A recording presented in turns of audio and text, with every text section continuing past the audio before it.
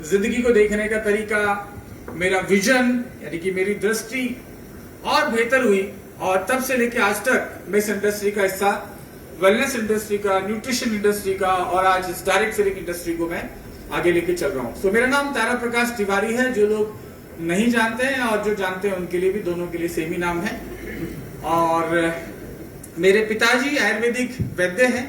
वैद्य आप समझ गए होंगे, जो आयुर्वेद को पढ़ते हैं और आयुर्वेद के वेदों का, ग्रंथों का उनका ज्ञान उनको होता है और रोगियों को भारतीय जड़ी बूटियों से वो ठीक करते हैं और जिंदगी भर ठीक रहने का तरीका भी सिखाते हैं। यह आयुर्वेदिक वैद्य का काम होता है। तो मैंने बचपन से अपने पिताजी को, अपने परिवार में बहुत सारे, ज्यादातर लोग आयुर्वेदिक वैद्य हैं, तो उनको देखा ये सब करते हुए। जो लोग किसी चीज से ठीक नहीं होते थे, जो अंग्रेजी दवाइयां खा खा के थक गए थे, 10 साल, 15 साल, 20 साल, जिनके घुटने खराब हो चुके हैं, जिनको बहुत सारे ऐसे लोग हैं जिनको 10 साल, 12 साल से हो गया है, लेकिन कोई अस्थमा ठीक नहीं हो रहा, एलर्जी ठीक नहीं हो रही, स्किन के प्रॉब्लम्स हैं, कैंसर है, ऑर्थराइटिस है, और ऐसे पेशेंट आयुर्वेद से मैंने ठीक होते हुए बचपन से देखे हैं। तो मुझे आयुर्वेद पे बहुत विश्वास था और आज है भी। इसी बीच मेरा जो इंटरेस्ट था मेडिसिनल प्लांट्स में था, औषधीय पौधों में था, तो मैं इसी सेक्टर में रिसर्च में गया। राजस्थान एग्रीकल्चर यूनिवर्सिटी से मैंने मेरा जो एमएससी रिसर्च वर्क था वो एग्रीकल्चर में किया। उसके बाद फर्दर और हायर स्टडीज के लिए मैं हैदराबाद चले गया था। रहने वाला हूँ राजस्थान का, लेकिन चले गया हैदराबाद। वहां और ज्यादा मेडिसिन प्लांट से रिलेटेड ही मैंने पढ़ाई करी और मेडिसिन प्लांट्स का हमारे जीवन में क्या रोल हो सकता है।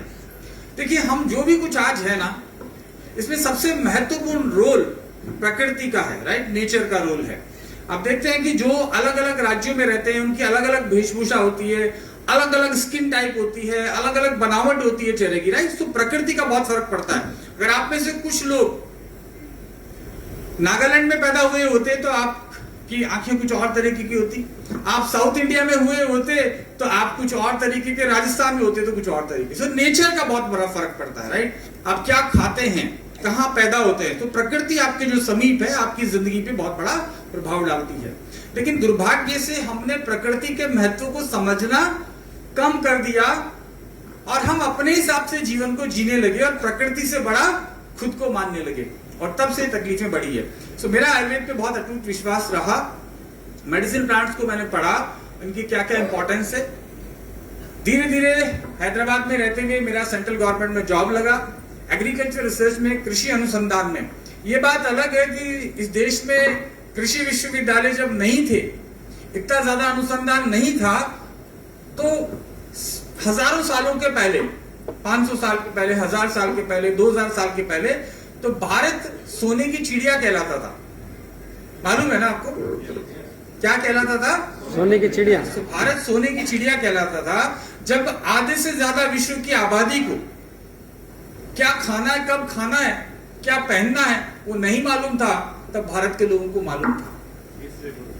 हमारे पास खाद्यान्न की कमी नहीं थी, पूरी दुनिया को भोजन देने की क्षमता भारत में थी। और जब से रिसर्च ज्यादा होने लगी है, जब से हम कहने लगे कि अनुसंधान होने लगा है, कृषि में अनुसंधान, विज्ञान का अनुसंधान, चिकित्सा क्षेत्र में अनुसंधान, इन सब अनुसंधानों के बाद से, जब से चिकित्सा में अनुसंधान ज्यादा हुए, तब से बीमार लोगों की संख्या बढ़ गई।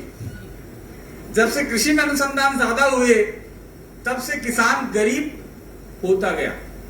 खैर, मैं भी भारतीय कृषि अनुसंधान के क्षेत्र में काम कर रहा था और तभी मेरे जीवन में एक व्यक्ति ने, एक इलेक्ट्रिशियन ने, जो बिजली के पंखे, कूलर, मिक्सी वगैरह ठीक करने का काम करता है, वो व्यक्ति मेरे घर में कुछ बिजली का काम करने, फिटिंग करने आया था और उसने ऐसा बैच लगाया हुआ था।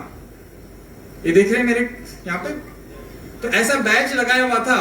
तो मैंने उससे पूछ लिया कि भाई क्या चीज का है ये, क्योंकि इलेक्ट्रिशियन अगर ऐसा बैच लगा के घूमेगा तो, है ना, आपको आश्चर्य होता है ना कि क्या चीज है। तो उसने बताया कि एक अमेरिका की कंपनी है और ये कंपनी के हम प्रोडक्ट लोगों को देते हैं और हमारे जो ऊपर है जो टीम में, वो टीम वाले हमको सिखाते हैं और हम नए टीम वालों को लेके आते हैं, उनको हमारी टीम में हमारे साथ लाते हैं, वो भी पैसे कमाते हैं, हम भी पैसे कमाते हैं और जो हमको लाया वो भी पैसे कमाता है। ये क्या बात है यार। जनरली किसी व्यक्ति की नौकरी लगती है तो वो अपने किसी दोस्त को नौकरी नहीं लगवा सकता, राइट।